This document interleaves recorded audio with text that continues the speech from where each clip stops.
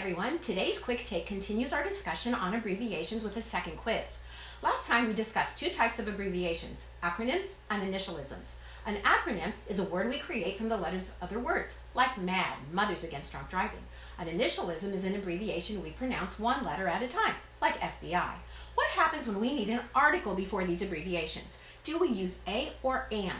Pause the video and select the correct article for these abbreviations. When do we use A and when do we use AN? Many people say the rule is to use A before a consonant and AN before a vowel. A peach, but an AN apple. But is that really the rule? No. Actually, the rule is use A before a consonant sound. Use AN before a vowel sound. The rule is auditory, not visual. We need to listen for the sound. Consider the word hour.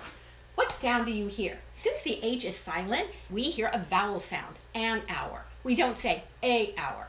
What about university? Is it a university or an? The word starts with a vowel, but what sound do we hear? We hear the consonant sound of a Y, as in yam. So we say a university. But how about umbrella? Now we hear the vowel sound of U, so we say an umbrella. Now let's look at our quiz. What sound do we hear with each abbreviation? MAD is an acronym, so we say MAD, a MAD meeting. But MRI is an initialism. When we say M, we hear E, like egg. So we say an MRI report. In the same way, we say a rap sheet, an RV, an FBI investigation, but a FedEx truck, an SEC report, but a SWAT team. When it comes to articles, looks are deceiving, so close your eyes and listen for the sound.